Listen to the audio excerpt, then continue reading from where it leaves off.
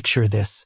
You are 12 years old, and the world you stand in is made of stone so old it seems to breathe cold into your bones. The great hall of Bleau Castle swallows your tiny frame in shadows and flickering light.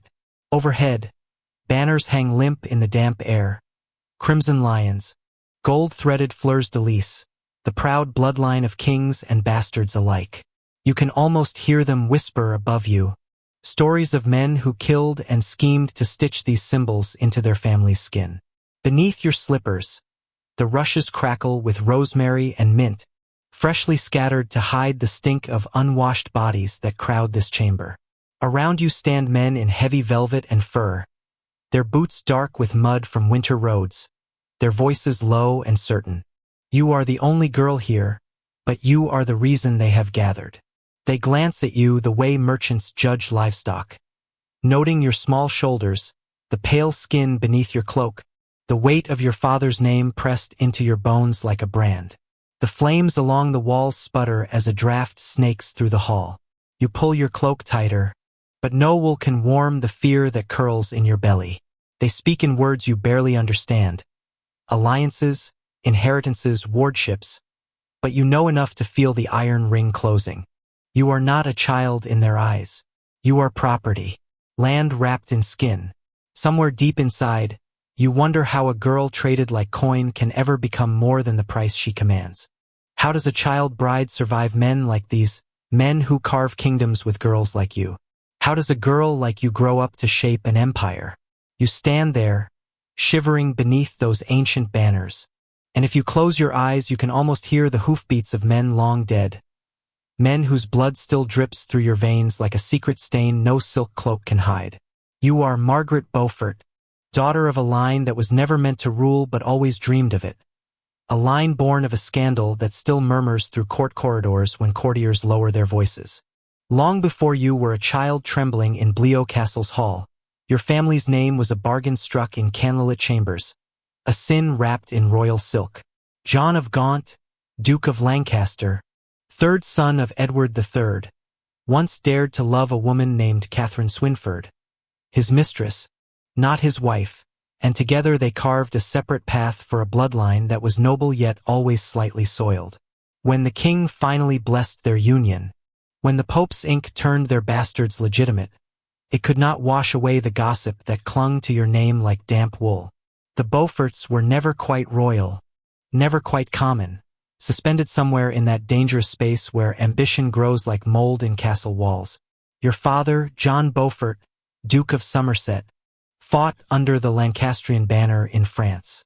He held lands that stretched like patchwork quilts across Somerset, Devon, Dorset, rolling fields, flocks, villages that murmured prayers for him as he rode to war. But none of that wealth could keep him alive, nor could it save you from what he left behind. When you were 6 months old, your father's heart gave out, or maybe it was poison, or exhaustion, or a betrayal whispered in the halls of Westminster. The chronicles do not agree. They only agree on what he left. A tiny, blinking girl with a name that weighed more than her cradle.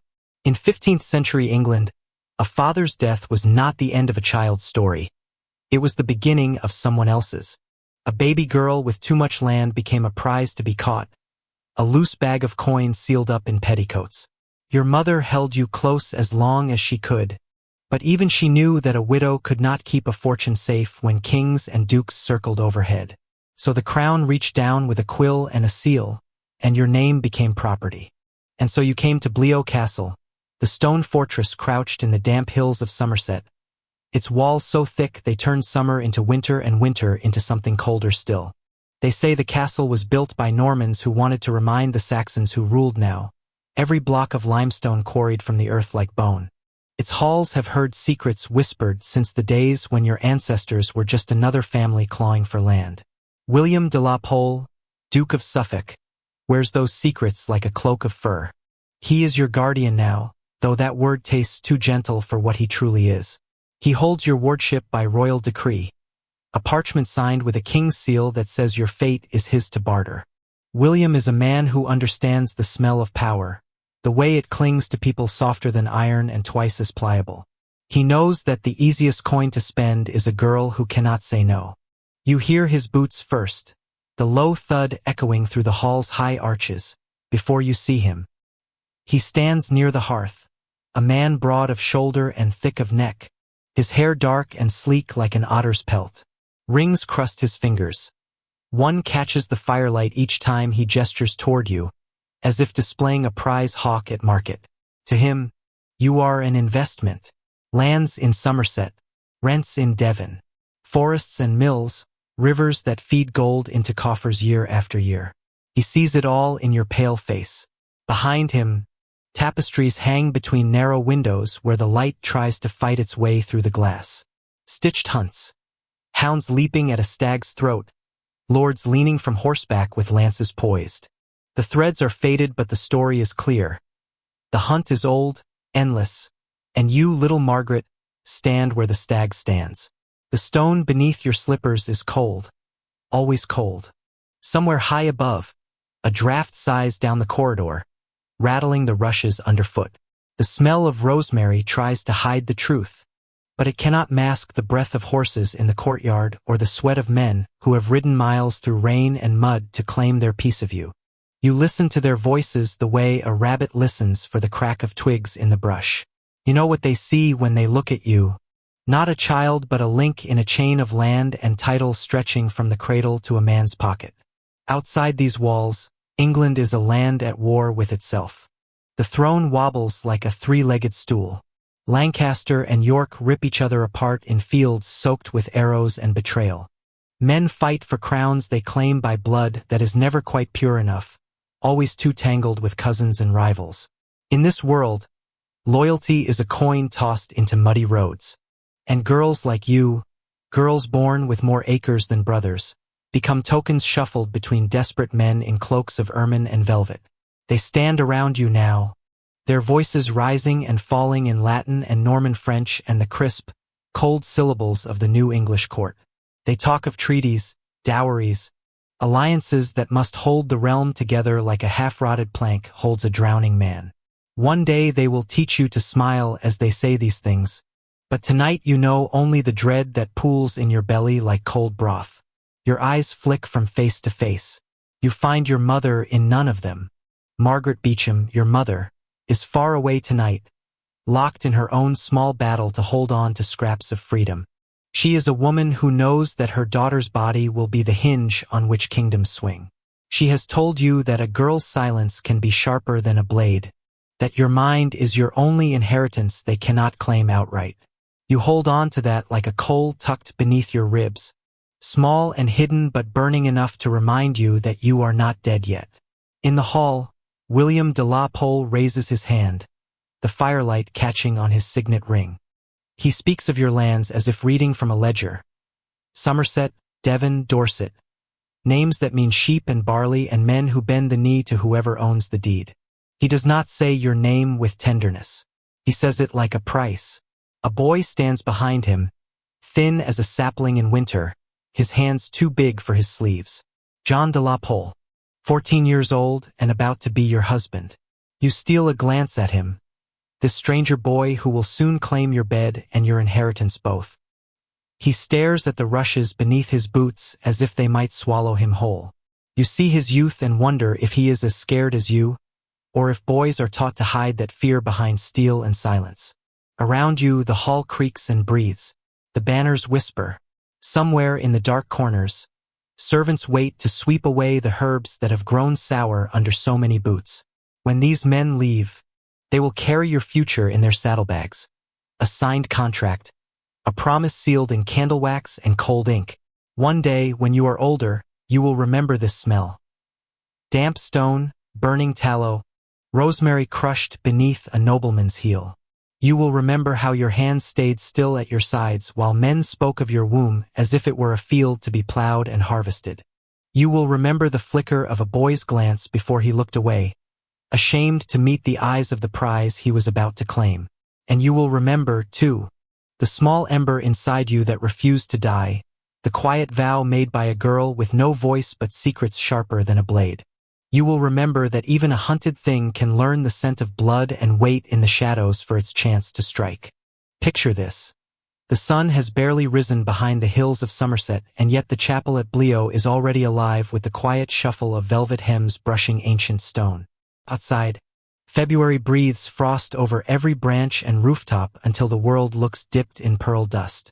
Inside, the air is no warmer, no softer, and if you stand still enough you can almost believe you've turned to marble like the saints that watch from painted panels above the altar. You are 12 years old. Your hair pinned so tight your scalp throbs beneath a veil of deep blue silk. You can feel each pin, each tug, as if they're stitching your skull closed to hold in whatever dreams might try to escape. You wear a gown made for a princess, or so the seamstress whispered as she pulled the stiff fabric around your narrow shoulders. Blue, she said, the color of royalty, the virgin's cloak, a promise that purity might yet hold power. But the silk scratches your skin, pools at your feet like water you can't swim through. You wonder if this is what drowning feels like, this weight you can't shrug off, this cold you can't chase from your bones. The chapel is smaller than the great hall, but the stone walls swallow every word, every breath, until it feels like even the flicker of candlelight might echo. Iron sconces hold flames that waver each time the heavy wooden door sighs open to admit another guest.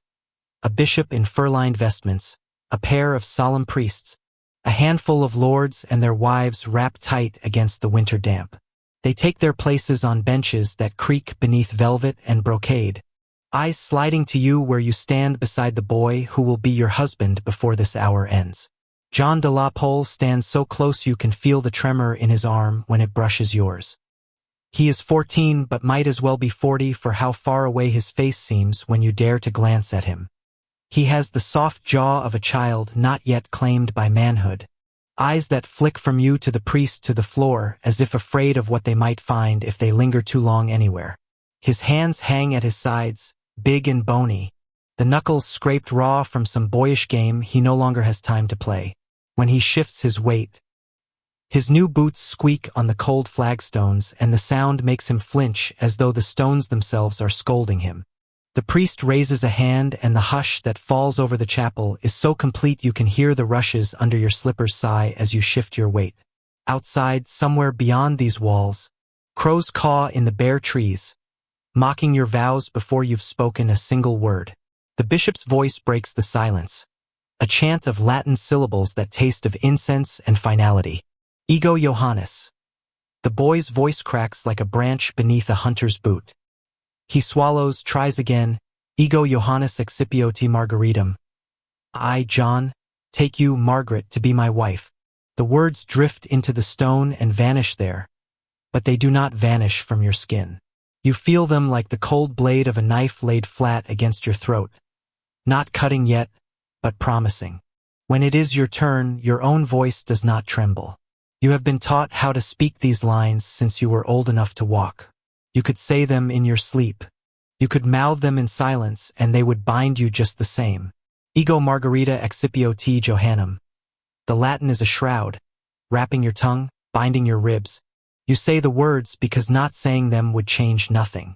You say them because everyone expects you to say them. You say them because your mother's whisper still curls in the back of your mind. Asterisk silence is a blade, but sometimes a voice, well chosen, can cut deeper. Asterisk. Somewhere beyond the flicker of your downcast lashes, John's hand fumbles for yours. His palm is clammy, the grip too tight, as if he fears you might slip through his fingers before the final word is spoken. But you do not slip away. You stand as still as the painted saints behind the altar, as still as the carved virgin who watches you from her niche, her stone eyes empty of pity. The priest's final blessing wraps around you both like a chain dipped in holy oil. When the bishop lifts his hand, your childhood ends, but no door opens to replace it. Only another locked corridor, another set of keys you will never hold. The guests murmur prayers, trace the sign of the cross. Somewhere at the edge of your vision, William de la Pole nods once, a lord satisfied that his ledgers now balance. There will be feasting later, bread dipped in spiced wine, a haunch of venison carved with practiced grace at the high table. There will be songs and toasts and glances cast your way, but all of it is just noise, candle wax dripped over stone. The real vow waits beyond the chapel doors, in a chamber where the cold is softer but no less cruel. They lead you there as the bells of Blio toll the hour. Servants trail behind, arms burdened with blankets and ewers of warm water that steam in the winter air. The room they guide you to is small but heavy with the smell of tallow and damp stone. A single fire snaps and crackles in the hearth, but it cannot chase the chill from the walls. A bed waits in the center, draped in linens that scratch your fingers when you reach out to steady yourself. You are 12 years old. He is 14. Somewhere in the hush between you, the law of England stands guard with a ledger and a blade. They say the marriage must be consummated to be binding. They say a girl's womb is a garden that must be sown before it can truly belong to the man who owns the soil. But they also say, in the quiet backrooms where midwives talk while pouring herbs into steaming cups, that children should not bear children, that the law's hunger does not care for flesh too soft, bones too narrow, bodies not yet shaped for such duty. Yet no one will stand in the doorway tonight to guard you from the parchment that demands your body prove its worth. John stands near the hearth, shoulders hunched, eyes fixed on the fire that snaps and spits sparks into the dark. He does not look at you, not really. When he does, it is with the wide, uncertain eyes of a boy who knows the shape of a woman only in the half-whispered boasts of older squires. He lifts his hands once, lets them fall. The silence between you stretches thin, trembling like a candle flame before the wind takes it. He crosses the room in 3 hesitant steps. His breath mists in the chill, mixing with yours when he stands close enough for you to feel the rough wool of his sleeve brush your bare wrist. He reaches for your hand, the same hand that moments ago wore the ring that now lies heavy against your knuckle. His fingers are clumsy, more child than man. They fumble at the edge of your sleeve as if he expects to find answers there, instructions for what comes next. You do not flinch. You do not cry. You think of your mother's face, the line of her mouth when she spoke of duty and survival and the way a woman must fold herself into the cracks left behind by the men who claim her. You stand there, a girl wrapped in silk, staring at a boy wrapped in fear, and together you do what is required. No witnesses, only the cold stone and the flickering fire to bear testament. No words that might make it softer. No blessing that might make it clean. After, when the rushes have settled and the silence has swallowed your shallow breaths, you lie awake staring at the beams of the ceiling that disappear into the dark. Somewhere, a draft finds its way beneath the heavy door, brushing your bare feet with a chill sharper than any blade you know. John lies beside you, curled away, breathing slow and uneven like a boy who has run too far from home. He does not speak. Neither do you. The bed that binds you together is a border neither of you knows how to cross without splintering. In the days to come, they will say the marriage was sealed, that you are now a wife in truth as well as in name. They will say you are blessed to carry so much land in your belly, waiting to bloom. But even at 12, that nothing has been planted here except fear and silence. You know that your body is not your own, not tonight, not tomorrow. The law says you are his. The law says your inheritance is his. The law says your childhood is done. But deep beneath the skin they claim, something small still flickers. A coal that remembers warm arms and your mother's hush when you woke from nightmares as a child. A coal that knows that stone walls crumble and iron locks rust if you wait long enough. Watch long enough, listen long enough. They think they have buried you in silk and candle wax and Latin vows. But somewhere in the marrow of your bones, a whisper answers back. Not yet. The wind over Blio Castle has teeth that year, sharper than the year before, sharper than the knives laid out for the venison in the great hall below.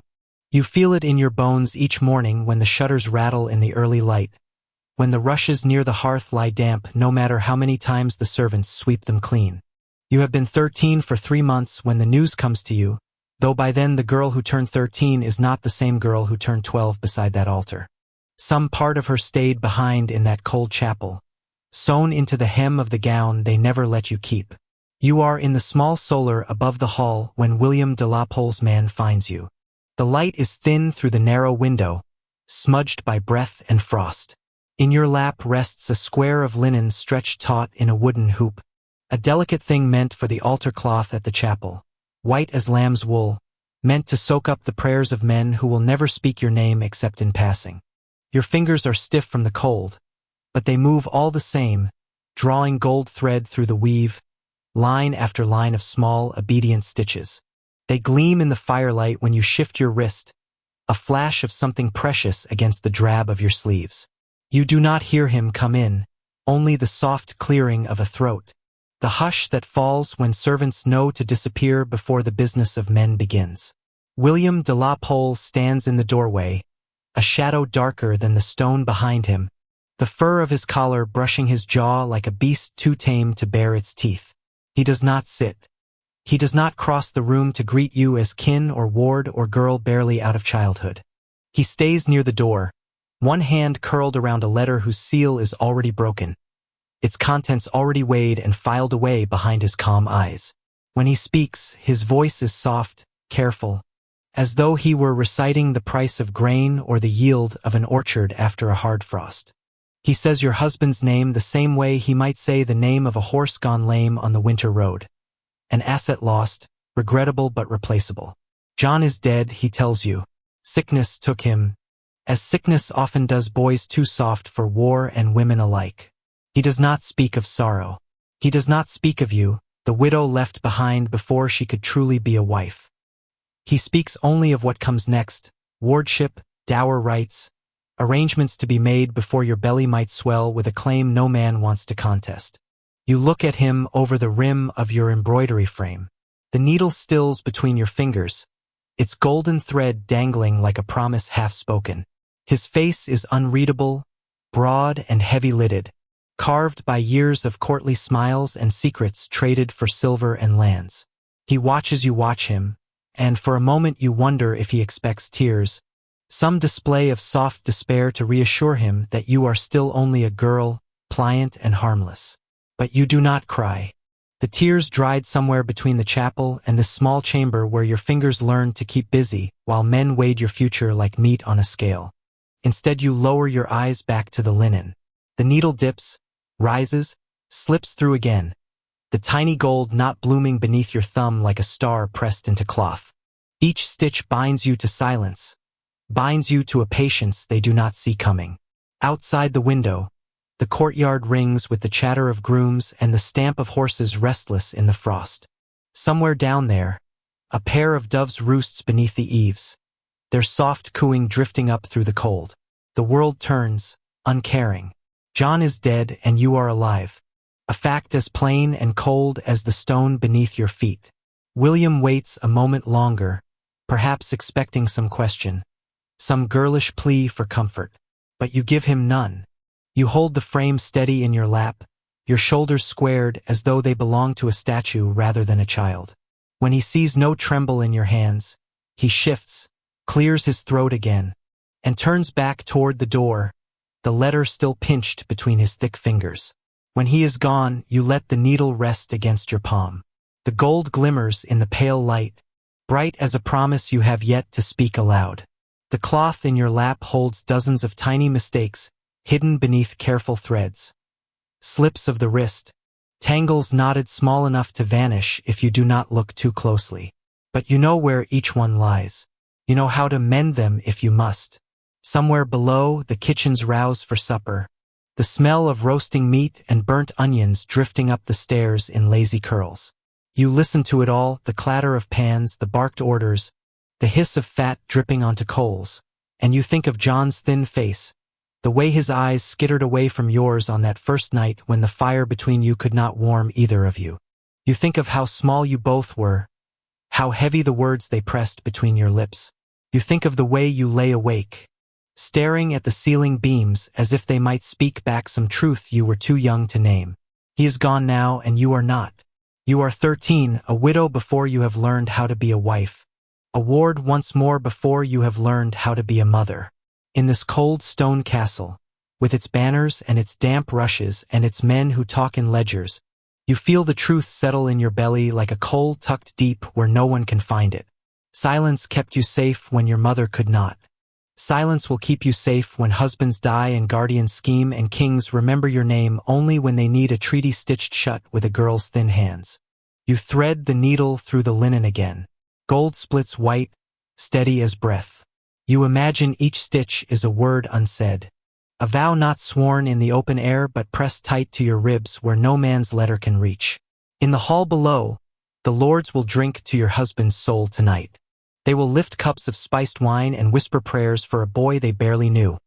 A boy they married off like a scrap of land too small to keep for themselves. They will not speak of you except in passing. The girl left behind, the girl to be placed again at the bargaining table when the wind shifts and new alliances must be forged from old bones. You bend over your work, the fire snapping in the grate behind you, the snow beginning to fall beyond the window. The hush in the room settles on your shoulders, heavy but welcome. It is yours, this hush, yours to hold, yours to sharpen, yours to wield when the time comes. When the banners overhead tremble not with the weight of your father's name, but with the sound of your silence, stronger than any vow spoken aloud in the chill of a stone chapel. Picture this: Westminster, gray and restless, where the River Thames drags its tides past stone walls that have heard more secrets than any living soul.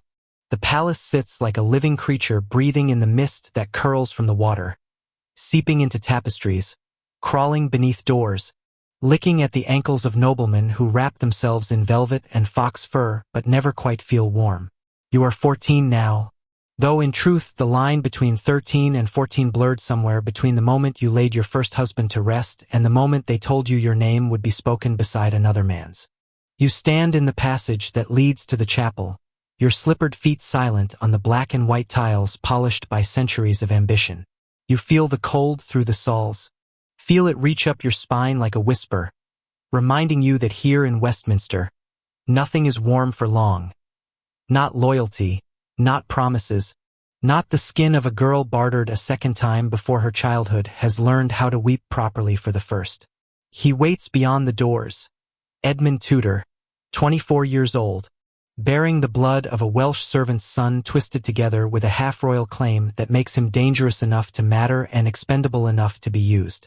He is tall for the time, broad of shoulder beneath a doublet of deep crimson that drinks the candlelight and throws it back like a threat. His eyes do not flick away like John's did. When he looks at you, it is as if he's measuring the shape of your silence, weighing how easily it might bend beneath the weight of his hand. The chapel here is older than any vow you will speak today. Stone so thick you wonder how many brides have whispered the same prayers beneath their breath. How many boys have stood sweating in stiff collars wondering if this was the bargain that would save their fortunes, their fathers, their ambitions from rotting in some distant ditch. The windows stretch high above, thin blades of colored glass that let in a trickle of the cold daylight. Saints and martyrs frozen forever in bright shards, watching as you stand still in silk that slides over your shoulders like water you can't quite hold. Your gown this time is no blue promise of purity. It is a spill of gold silk so heavy that when you move your knees brush the weight like you are wading through a river of coin. The seamstress fussed over every fold until the cloth fell just so, until the sleeves dripped embroidery fine enough to make a merchant's wife weep. But none of that warmth reaches your skin. It lies on top of you like armor forged from other people's money, other people's prayers. They place the ring in your hand, a circle of gold that catches the flicker of the altar's candles, a sapphire set in its crown deep and cold as the Thames at night. You slip it on your own finger because your hands are steadier than his in that moment. Edmund watches, silent but not uncertain. His mouth tilts as if he might smile, but no curve appears. Instead, he lifts your hand in his, pressing it between his palms like a coin tested for its weight. When he speaks, his voice is softer than you expect, though the words are not gentle. I take you, Margaret, and your lands. The priest does not flinch when he says it, does not pause to remind him that this is not the vow as written. But the walls hear it, the saints hear it. You feel it press down on your ribs, a truth more honest than any line of Latin. He is not the boy John was. Edmund knows exactly what he is buying with the ink and the wax and the trembling hush of this cold winter wedding. Outside, The bells toll for you as they did before. But this time they sound less like a cradle and more like a drum beating a path to something deeper than your own fear. You stand still while the blessing settles over your head like snow, cold but beautiful if you do not stand too long in its silence. When you lift your eyes, you find Edmund's waiting. They do not flinch. You do not look away. You wonder if he sees the coal your mother left behind in the hollow of your chest, burning steady through each bargain struck on your skin. The feast that follows is heavy with roasted goose, sweet wine, dishes layered with spices torn from the hands of merchants who've never heard your name. You sit beside Edmund, your plate picked at by hands that do not taste what they lift.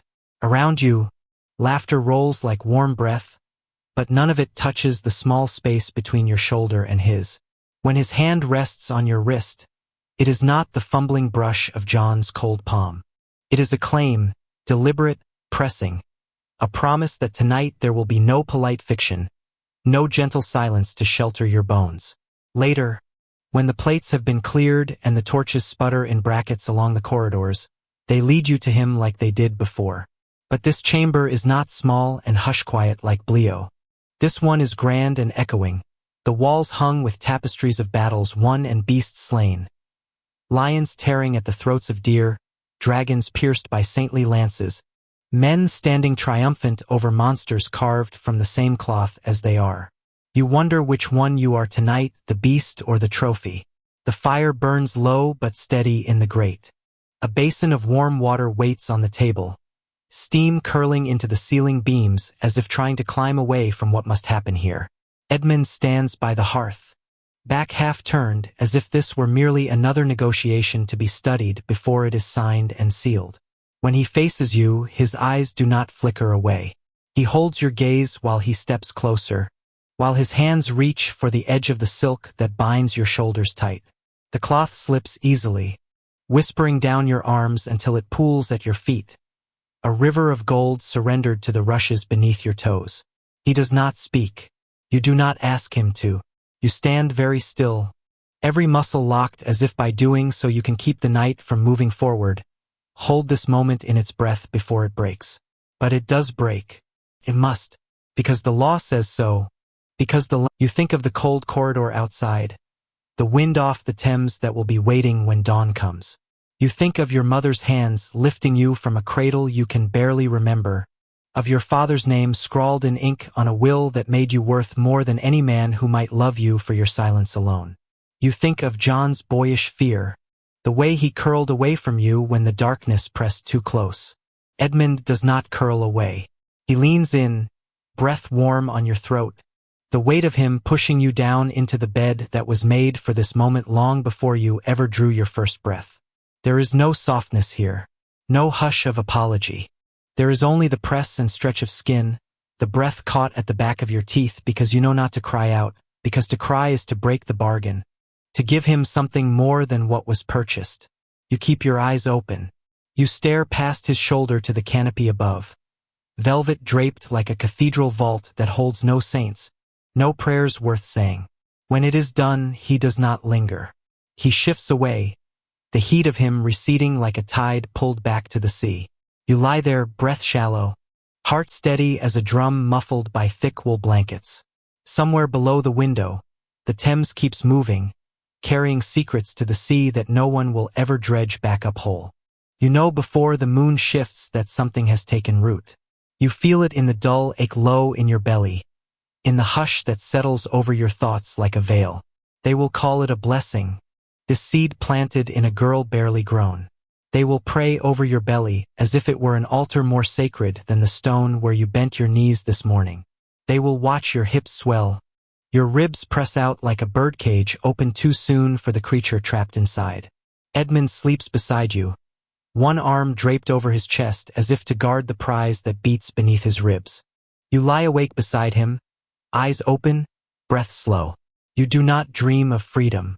You do not dream of running from the path they have laid out for you stone by stone. You dream instead of the river below, dark and patient, wearing down the banks year by year until even the strongest wall must bend to its quiet persistence.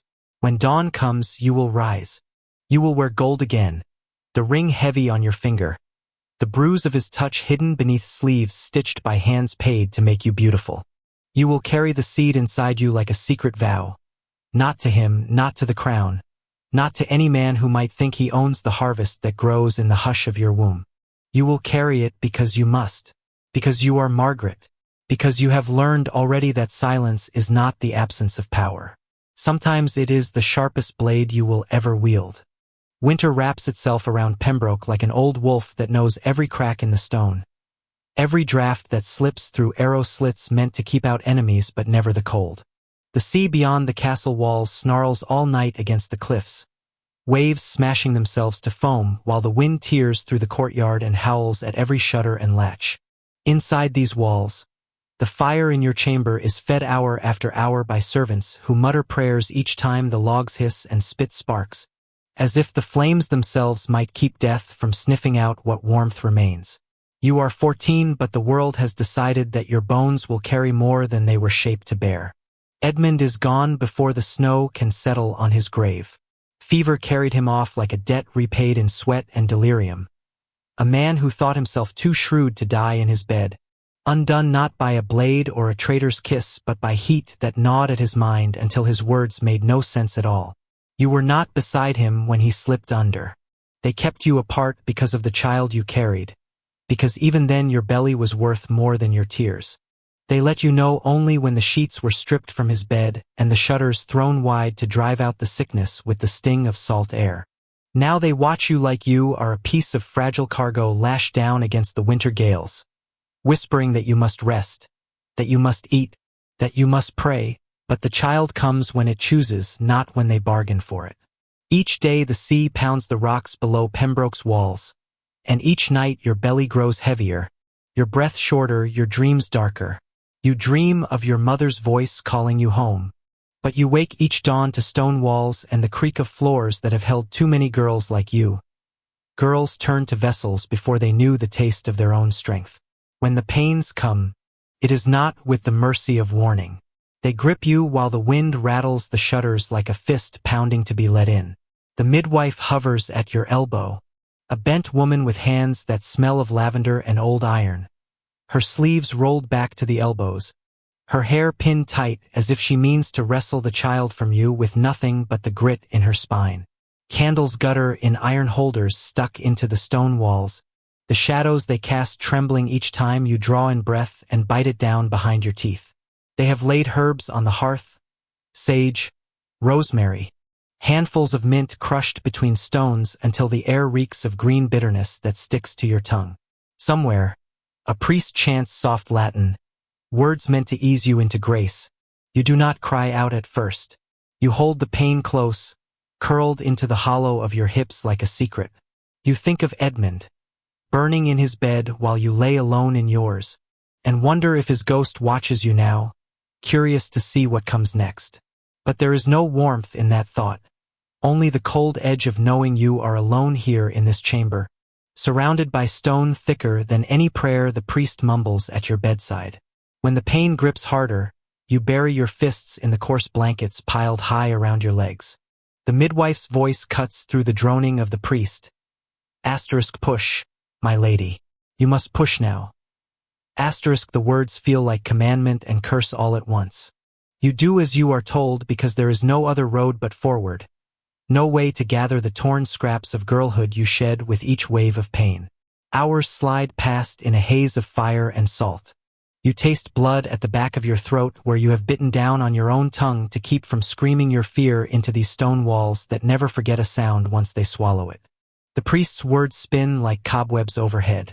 Ave Maria, gratia plena, Hail Mary, full of grace.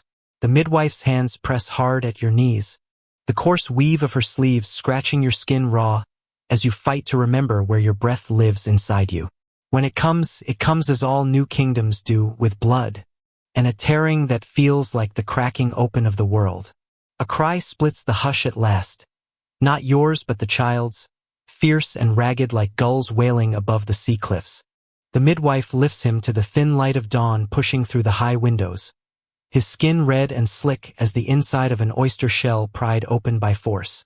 You see him through the blur of sweat and tears that you never let fall until now. A boy. A Tudor. Yours, yet not yours, not really, already a treasure to be guarded, weighed. Used by men who will never feel what it cost you to bring him here. They press him to your breast while the midwife hushes the room, wiping blood from your thighs as if this, too, can be scrubbed clean from memory. You name him Henry, because the world demands a name strong enough to bear the crown they will one day fight to press on his head. In that moment, as he latches to you with a desperate mouth that knows no loyalty but hunger, you feel the iron in your belly settle, the same iron that brought you to this chamber, that saw you through the fire of a wedding you could not choose and the heat of a husband's fever that burned him to ash while you were left behind to stand sentinel over what remained. Outside, the sea keeps pounding the rocks below Pembroke. The wind rattles the shutters like an old curse that cannot find a place to settle. You lie back on the damp pillow, breath shuddering past cracked lips. They will come soon, the ones who wear your name like armor, who will claim him as proof that the bargain held, that the soil you were forced to yield has borne fruit worth the price they paid. They will stand at the foot of your bed and bless him, weigh him, argue over the title he will carry once he can stand upright on legs yet unformed. But for this moment, this brief, flickering moment before the world crowds in with its hungry hands, he is yours alone. You trace the soft fuzz of his hair with a finger that trembles not from weakness but from the flood of knowing what you have done. You have planted something they cannot root out with quills and seals and whispered threats in drafty corridors. A Tudor born of a Beaufort. Blood that carries scandal and legitimacy tangled so tight they cannot be separated now without tearing the crown from every head that might wear it. You, Margaret, 14 and broken open by winter's teeth, have given them a seed they must tend whether they trust you or not. A seed that might one day topple kings, if only you can keep it alive long enough to grow teeth of its own. The midwife hums under her breath, a song older than Latin, older than any bishop's blessing. She ties off the cord that once connected you to what is now separate from you, yet forever bound. You watch the steam curl from the basin where she rinses her hands, crimson blooming in the water before it sinks beneath the surface like secrets better left unsaid. In the corridor beyond the door, you hear footsteps, the soft creak of boots, the hushed voices of men who speak of alliances and inheritances and guardianship. You close your eyes and pull him closer, this scrap of heat pressed to your breast. You listen to his heartbeat, fast and stubborn, and know that while the sea outside may batter these walls for 1,000 winters more, something inside them now beats with a rhythm no tide can drown. They will come for him. They will come for you. But for now, while the wind shrieks at the shutters and the fire sputters low in the grate, you hold your son in the crook of your arm and think of all the things you have yet to say. Not to him, but to the world that believes it owns you both. In that quiet, with the salt of your tears drying on your cheeks and the warmth of him seeping into your ribs, you promise yourself this. The girl who once stitched gold thread into linen to keep her hands steady will stitch something greater now. An empire, sown in silence, bled into stone, shaped by the hush they mistook for weakness but which has always been your sharpest blade. Picture this. Winter has gone but the cold inside you has not. The wind no longer claws at Pembroke's stone walls the way it did when you lay in that bed fighting to breathe new life into a world that never asked if you were strong enough to hold it. Spring comes soft, the fields outside the castle flickering green under weak sun, but inside the corridors your breath still ghosts in the air like you have swallowed a piece of January that refuses to thaw. You are 14, a mother and a widow twice over, though the first title tastes less real than the second. They call you Lady Margaret now with a hush that tells you they see a girl made older by the weight she carries in her arms. The men who gathered to peer at your son's red fists and squalling mouth have drifted back to London's halls and York's towers to whisper your name alongside his. They do not whisper it with warmth. They whisper it the way traders murmur over a ledger's last page. A risk, a fortune, a bargain waiting for the right hand to flip the coin. You learn quickly that a girl alone is easy prey, but a widow with a baby boy who might one day wear a crown is something else entirely. You learn it in the way the servants glance away when you pass. In the way the steward weighs every scrap of your household's expense with a pinch of suspicion. as if your boy's milk might cost the realm its fortune. You feel it in the cold of the corridor when the last candle is snuffed, and you sit up nights listening for footsteps that never come but might. One day, if you do not find a way to guard what little is yours. And so when they tell you there is to be another wedding, you do not flinch. You have lived enough years inside other people's bargains to know this third binding is not a curse but a shield, thin and brittle perhaps, but a shield all the same. His name is Henry Stafford. They say it with a hint of respect, the way men nod when a blade is sharp enough to cut but too dull to gut a king. He is no prince, no Tudor with a Welsh claim to set the country ablaze. He is a Stafford, steady, cautious, a man whose ambition is tempered by the smell of the axe that took down so many who reached higher than their station would bear. When you meet him for the first time, it is not at an altar but in a room of pale stone where sun drips through leaded glass like weak honey. He stands with his hands folded behind his back, boots dusty from the road, a cloak too plain for a court but fine enough to remind you he is not a beggar. He does not bow low, but his nod is deep enough to say he understands what you are and what you are not. A girl, a mother, a prize that must be wrapped carefully so no one sees the sharp edges beneath the silk. He does not speak first. He lets you stand in the hush between your heartbeats, lets you measure him the way you were measured at 12 and 14, and again in the hush of Pembroke's frozen bedchamber. When he does speak, his voice is quiet but carries the weight of iron that will not bend in the wind. I do not seek to own you, Lady Margaret. I seek to stand beside you. The boy is yours. He must remain so. It is not a vow, but it is enough. And so you let them dress you again. Not in gold this time, but in wool the color of new cream, soft enough to brush against your wrist like a whisper. There is no sapphire ring, no canopy dripping with saints staring down at your small body bent beneath a man's ambition. There is only the chapel of his family's manor, the priest with his damp collar and chapped hands, the hush of servants standing far enough away to pretend they do not hear the binding words slip from your mouth. You say them because you must, because they buy you time, because they buy your son a father the realm might not dare to steal him from so easily. After the vows, there is no feast worth remembering. No roasts turned on spits while minstrels pluck songs you will hum years later in some other cold bed. There is only the quiet meal, the new husband who sits across the table with his fingers folded, eyes on the flicker of the hearth more than on you. You do not mind. You do not want his eyes on you the way Edmund's were, the way John's flicked away, too soft to hold what the world forced into his hands. You want this man's stillness, the hush that settles around him like a mantle you can borrow when your own silence must break. In the weeks that follow, you learn the shape of your new household the way a spider learns the corners of its web. You learn who brings gossip to the kitchen door before dawn, who slips notes into the steward's ledger, who crosses themselves twice when your son's name is spoken aloud. Henry Stafford is no fool. He sees it too. He lets you listen. He lets you watch. He does not press you for warmth you do not offer. When he takes your hand at supper, it is not possession but performance. A small act for any eyes that might peer through the crack where the door does not quite close tight. Your son grows while the realm trembles under the weight of other men's wars.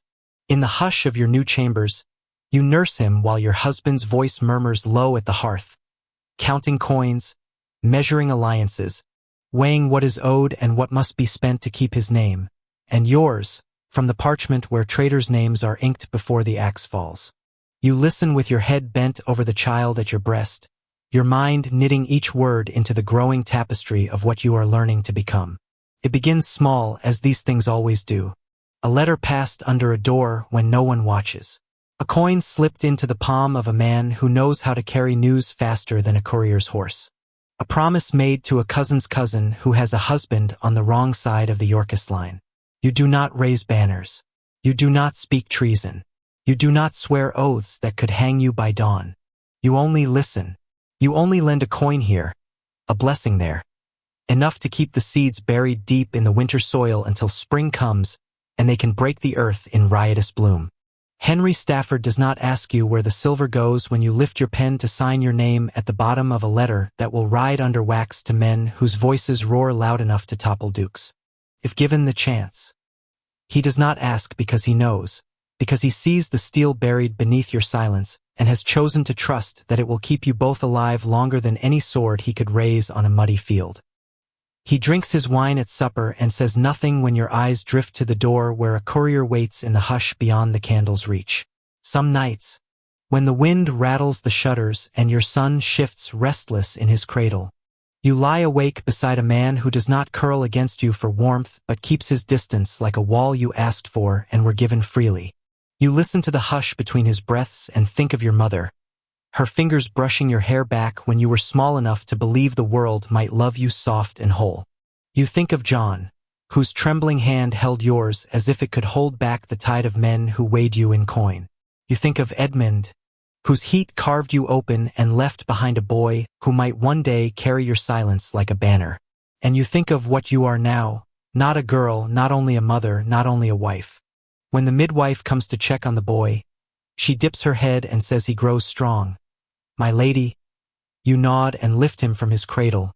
Feel the heat of him sear into the hollow of your chest. He is your son. He is your wager. He is the hush you will carry into every hall where men think the only currency worth counting is shouted loud enough for stone walls to remember. You will not shout. You have never needed to. The world will remember your silence long after it has forgotten the names of the men who thought they owned you. Picture this. England is no longer simply cold stone walls and the hush of corridors where secrets pass from mouth to mouth like a thin candle flame shielded by cupped hands. England is fields churned to mud by boots that never stand still, hedgerows hacked into makeshift barricades, sons dragged from hearths to stand in lines where arrows drop like winter rain. England is a board laid out for men who say they serve kings but serve only themselves, moving banners across parchment maps, pressing seals into wax that never dries before it is broken by betrayal. This is the War of the Roses, though no rose ever grew from such soil. York against Lancaster, white petals bruised purple in the mud, red petals lost in the hollows of winter woods where bodies lie unburied, faces upturned to a sky that does not care whose badge they wore. And somewhere beneath this swirl of heraldry and rumor stands you, Margaret Beaufort, the girl they thought they could spend and spend until nothing remained but a name carved in the margin of a bishop's ledger. They were wrong. You are 20 now, though the years behind you feel longer than the reigns of kings who rose and fell while you learned how to bend your neck just enough to make men think they had one. You do not ride into battle in plate and steel. You do not roar your family's crest on a standard held high above screaming heads. You do not need to. Your battlefield is the hush between door and corridor, the parchment that rides out at midnight tucked beneath a rider's cloak, the hush in a chamber where two women lean close over a flickering candle to trade promises that can topple more crowns than swords ever could. The realm tears itself open again and again, Edward of York crowned and uncrowned, Henry of Lancaster hidden and hunted, dukes turned traitors before the ink dries on their oaths. You do not watch from the edges. You slip your threads between their tangled banners, binding one ambition to another with a whisper here, a coin there. Some say you live quiet behind your husband's door. They are wrong again. Henry Stafford, steady and cautious, does what he can to keep your household safe as the fields around you burn with other men's quarrels. But there are nights when even he cannot stand still while the world tilts. When Edward's forces push back the red rose and the king your bloodline claims sputters like a guttering candle, Henry shoulders his sword and rides out to keep what he can from slipping through your fingers. He rides with York when he must, for that is how men survive when they carry no banner strong enough to stand alone. You let him ride. You bless him with your silence. And when he returns, boots muddied by marches that have nothing to do with your boy's future, he looks at you across the supper table and says nothing of the names on your letters, the coins that slip from your coffers into hands that carry pikes for Lancaster's ghost. He does not ask. He does not need to. He trusts that your silence builds walls stronger than any castle he could guard with steel. It is in these years that you learn the weight of loyalty measured not in bright banners but in hushes that hold their shape even when the wind howls for blood. You send word to Wales where your son, your Henry, grows lean and quiet under another man's roof, a Tudor watched by eyes that count his heartbeat like coin. You write to the exiles in Brittany who whisper that the boy must be protected, that the blood in his veins must be kept warm enough to spill on English soil when the hour is right. Your hand does not shake when you seal these letters. The wax cools beneath your thumb while your mind drifts to numbers, to tithes and rents and dowries folded back into coffers that will one day open like a purse spilling an army onto green fields. They think the roses bloom only where men lay them. They do not see the roots you twist deeper each season, the marriages you arrange behind heavy drapes, the debts you forgive for a whispered oath that might be called in years from now when your boy is ready to stand taller than the fear that once pressed your cheek to cold flagstones. It is then, in these nights of letters and hushes, that Thomas Stanley appears in the hush of your doorway. They call him the King of Cheshire behind his back, a man who wears loyalty like a cloak that turns inside out when the wind shifts. A survivor, they say, a man who bends so he does not break. You watch him in the flicker of the hearth, his hands folded, rings gleaming like small, mocking crowns on fingers that never fumble when they count how many friends stand on either side of a line drawn in the dirt. Stanley smiles the way foxes smile when the hounds have grown tired. He does not ask for your trust. He does not offer you his. What he offers is an understanding, shaped not by affection but by the clean arithmetic of survival. He has lands. He has men. He has ears pressed to doors you cannot reach from the hush of your chamber. And you have something he cannot breed or buy or steal. A boy whose heartbeat echoes the hush of a kingdom waiting for the right name to rise from its scattered bones. So you stand before the altar once more. No silk of gold this time. No sapphire clamped tight against your knuckle. You wear black and gray, the colors of the widow you have been and may be again. You stand beside Stanley, the hush between you loud as any vow spoken in the Latin that drips from the priest's tongue like old wine turned sour in the mouth. You feel his arm brush yours when the final blessing falls, and you know this is no bed of soft comfort. This is a net, woven strand by strand between the two of you, not to bind you together in warmth but to catch what you both need to live through what comes next. You learn quickly that Stanley does not care for poetry or pretty words. He cares for coin, for whispers carried to his hall from London's court and Wales's cold hills. He cares for the quiet tap of boots in corridors when a man who swore one name yesterday swears another tonight. He lets you listen at the hearth while the hush curls around your ankles like a cat well-fed but never tame. You learn how to weigh his silences, how to read the quirk of his mouth when he names a lord's second cousin with a smile that says that cousin will not live to see the spring thaw if he steps wrong once more. Together you do not speak of love. You speak of Henry, your Henry, still a boy on foreign soil, watched by eyes that count his pulse like rosary beads slipped through guilty fingers. You speak of the field that must be sown, not in barley or wheat but in men who remember old debts and women who remember what it cost to bury husbands under York's bright banners. You speak of alliances disguised as wedding feasts, of gold slipped beneath church pews where messengers kneel beside priests who have never prayed for the souls of men whose necks tremble under York's axe. And always, always you wait. You wait the way you learned to wait in the hush of Bleostone Hall, in the hush of Pembroke's winter bedchamber, in the hush of Stafford's small chambers where coin turned to quiet power in the dark. You wait now in Stanley's halls, a shadow draped in black and steel, stitching every loose thread into a net wide enough to catch the crown that has slipped from so many trembling brows. When your boy returns, when your Henry plants his feet on English soil with the hush of your name still burning under his ribs, you will be ready. You will be more than the mother they thought they could spend before she learned how to weigh her own silence. You will be the web spun tight around a crown they have forgotten can be shaped by a whisper sharper than any blade. And when they call you cold, when they call you cunning, when they call you the spider at the heart of this patient snare, you will smile in the hush that answers back. Yes, let them call you what they will. You have always known the only thing more enduring than a rose's thorn is the hand that learns how to bleed without dying. The year is 1485 and the hush you have carried for so many winters breathes at last into something that no storm can drown. You sit by a narrow window in a chamber thick with the smell of tallow and cold rushes, your hands folded in your lap, your ring pressing a circle into your skin that aches in time with your pulse. Outside, the August night spreads wide over England's torn fields. Fields you have never marched across in iron but have bought and paid for with every coin slipped through trembling hands, every secret pressed like a seed into hungry soil. They think you sleep here in Stanley's great hall, while your son's footsteps scrape the shingle beaches of Wales, his cloak dragging sea salt through the hush of hidden paths that wind north toward a crown no one yet dares to name. But you do not sleep.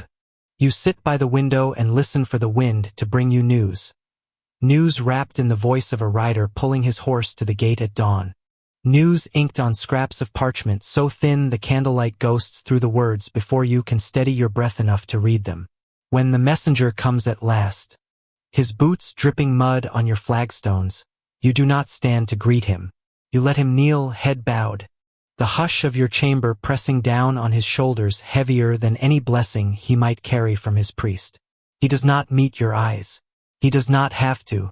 His words fall like a blade into your waiting hands. Your Henry has landed. Your son, the boy they thought would grow up a ghost haunting Breton halls, safe to ignore so long as he stayed small and quiet, has come home trailing salt and iron and the promise that the hush you raised him in can roar loud enough to shatter a crown. You do not weep. You do not tremble. You only bow your head once, your breath leaving your lungs like the last prayer spoken in a church where the saints are tired of listening. The rider shifts on his knees, waiting for orders that will not come from your mouth. You are not a commander in steel and spurs. You are the hush that moves behind the banners.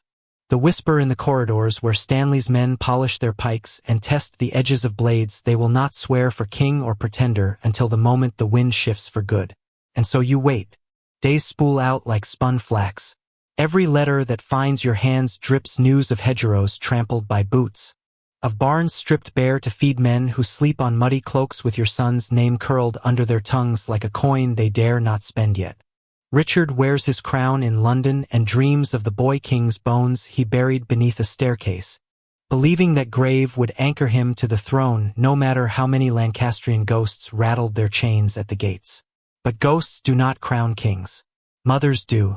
When word comes that Richard's standard has been sighted near a place the peasants call Bosworth, you are alone in your chamber, the shutter cracked wide enough to let the dusk slip in, damp and smelling of cut hay and the iron tang of distant thunder. The messenger bows so low you see the line of sweat darkening the collar of his tunic.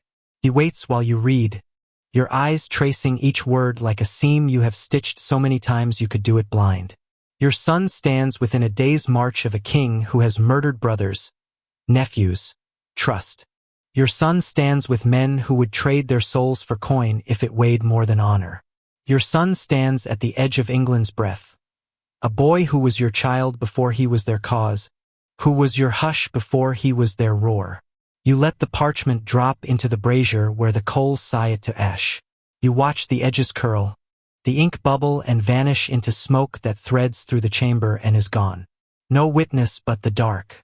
No confession but the silence you wear like a crown heavier than any gold they will lift over your boy's head if he survives what dawn brings.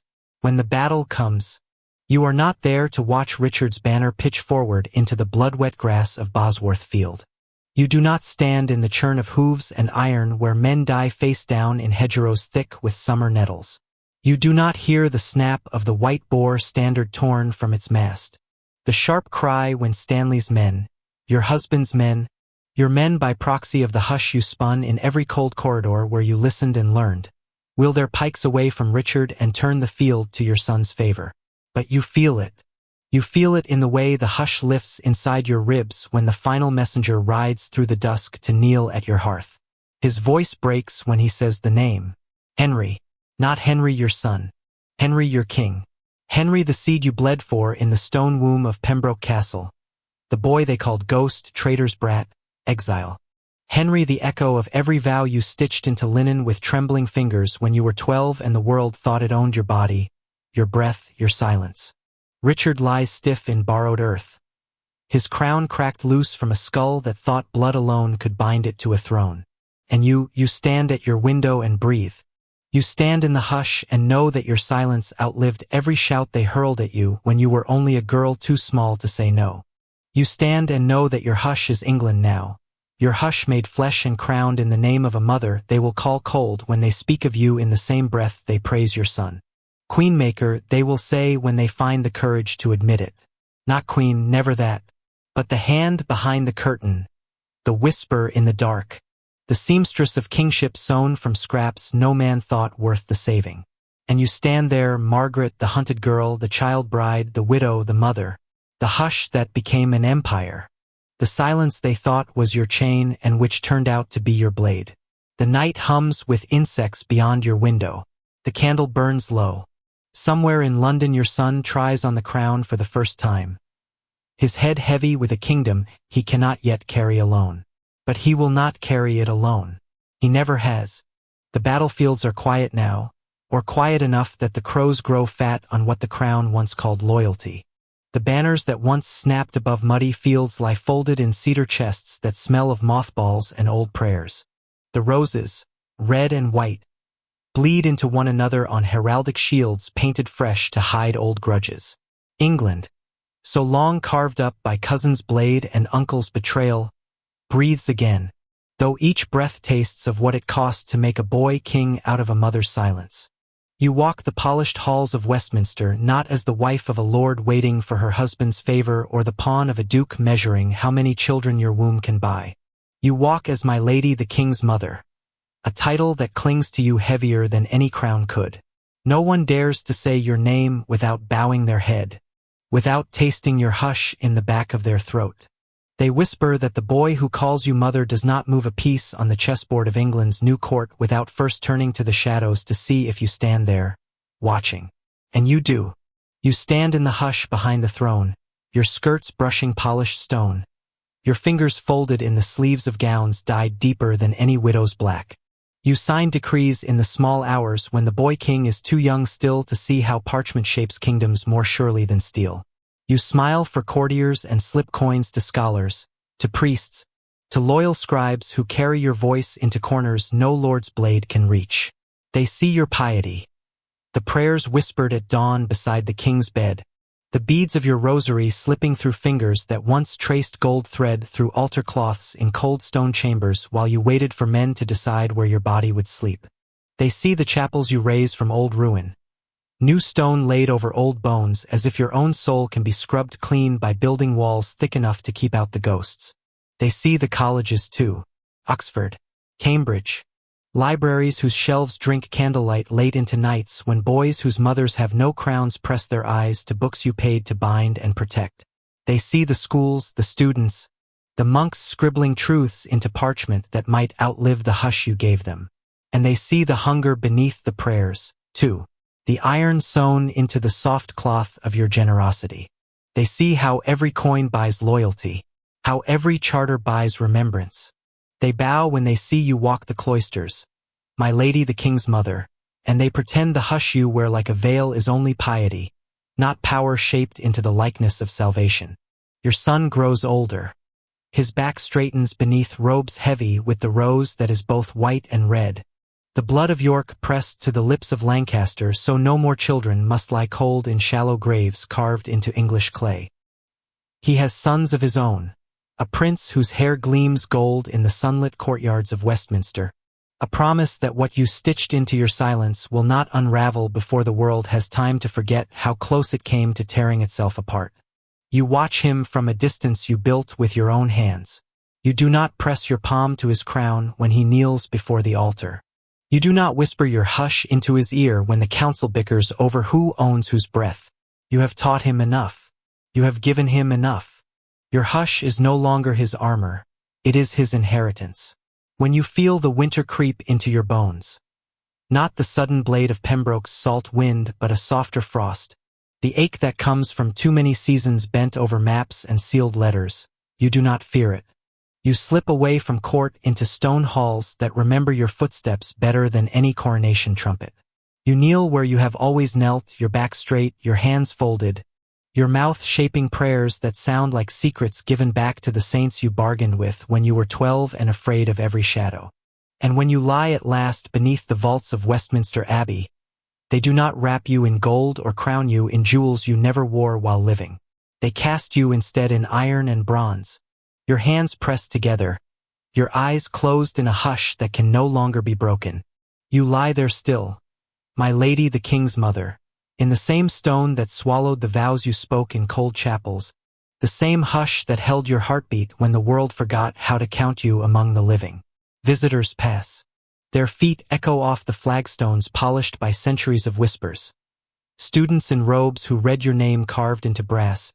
Mothers who hush their children as they drift past the effigy of a woman who once was only a child herself, bent like a lamb before an altar. Reborn in the hush, she shaped into a crown no one could tear from her grasp. They do not know the smell of rosemary crushed under boots, the weight of gold silk stiff on thin shoulders, the salt tang of sea wind carrying the scream of a child pulled from flesh not yet ready to bear him.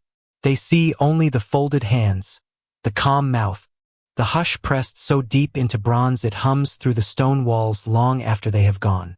But if they stand still, if they listen past the creak of ancient doors and the soft shuffle of their own heartbeat, they might hear it.